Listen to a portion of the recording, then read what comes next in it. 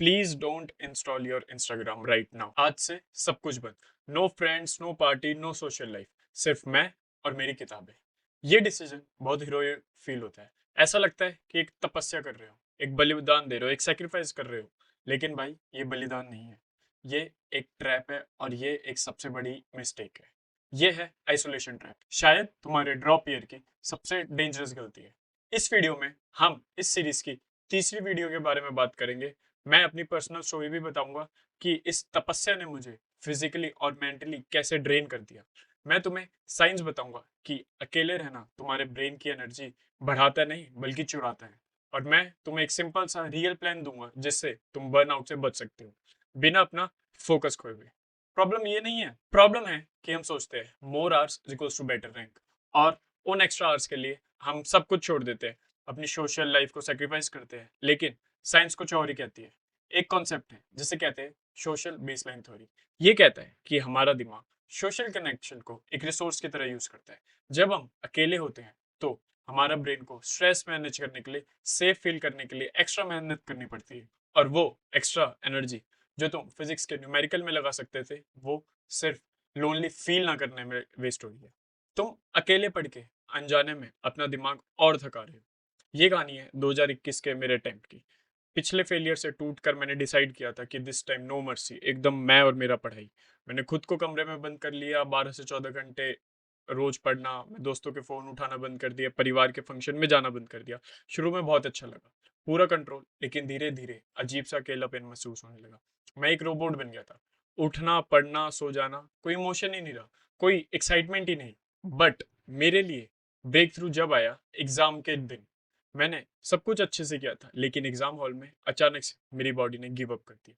मुझे फीवर हो गया, मैं कांपने लगा। अगले साल ऐसे ही प्रिपरेशन के बाद एग्जाम से 10 दिन पहले मुझे एक सीवियर एंजाइटी अटैक आ गया। मैंने रियलाइज करा कि मैं अपने दिमाग और शरीर को इतना आइसोलेट कर दिया था, इतना टॉर्चर कर दिया था कि उसने आखिरी मोमेंट पे धोखा दे दिया। मेरा सबसे बड़ा बलिदान अब मेरा सबसे बड़ी हार बन गया। और ये समझना कि अकेलापन डिसिप्लिन नहीं, एक स्लो पॉइजन है, बहुत जरूरी है। अगर तुम भी अकेलेपन से लड़ रहे हो तो प्लीज चैनल को सब्सक्राइब कर दो, जिसमें हम रिलेटिव स्टोरी और हैक्स बताते हैं ताकि आपकी प्रिपरेशन बहुत अच्छे से जैसी जानी चाहिए वैसी जाए। तो अब इस ट्रैप से बचना कैसे? द सॉल्यूशन इज दोस्तों के साथ घूमना नहीं है। सॉल्यूशन इज स्मार्ट कनेक्शन बनाओ, स्मार्ट प्लानिंग करो। इसके दो सिंपल पार्ट है। पहले, एक ऐसा पार्टनर ढूंढो जिसको अकाउंटेबिलिटी पार्टनर कह सकते हो। पूरे फ्रेंड सर्कल की जरूरत नहीं है, सिर्फ एक ऐसा दोस्त जो तुम्हारी तरह सीरियस है, जिसे तुम झूठ नहीं बोलोगे और उसके साथ हफ्ते में एक दिन आधे घंटे कॉल पे बात करोगे। कोई बकवास नहीं, सिर्फ दो चीज पे डिस्कस करोगे।